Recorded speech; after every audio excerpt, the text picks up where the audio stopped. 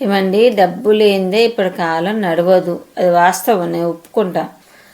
కానీ డబ్బు ఉన్నవాళ్ళు, డబ్బు లేని వాళ్ళు అందరూ కూడా సమంగా కూడా చేస్తున్నారండి.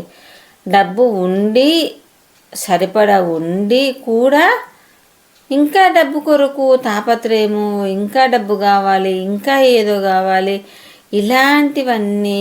ఒకప్పుడు నేను ఒక 25 సంవత్సరాల క్రితం కనుక ఇంత మెచ్యూరిటీ ఉంటే నాకు కొన్ని లక్షలండి, అప్పట్లోనే కొన్ని లక్షలు దాపెట్టేదాన్ని కావచ్చండి.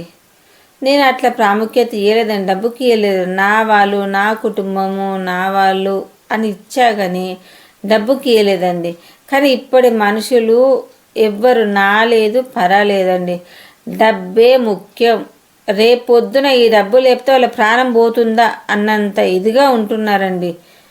వాళ్ళకి వెనకాతల ఎంతున్నా మంచిదే, కానీ ఇప్పుడు ఈ డబ్బే వాళ్ళకి ముఖ్యం అన్నట్టుగా ఉంటున్నారు.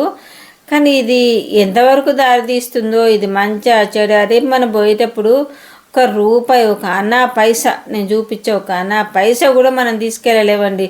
ఒంటి మీద గుడ్డ తప్ప ఏమీ తీసుకెళ్ళలేము. ఉన్నంత కాలము ఇంత డబ్బు వ్యామోహం ఎందుకండి? అంటే డబ్బు మీద ఇష్టం ఉండాలి, డబ్బు సంపాదించుకోవాలి, డబ్బు ఉండాలి. కానీ ఆ డబ్బులో కూడా కొంచెము మన పర అనేది కూడా ఆలోచించాలి కదండి. అది ఉండట్లేదు ఇప్పుడు మనుషులకు. మరి అదేంటో ఎక్కడి వరకు దారితీస్తుందో.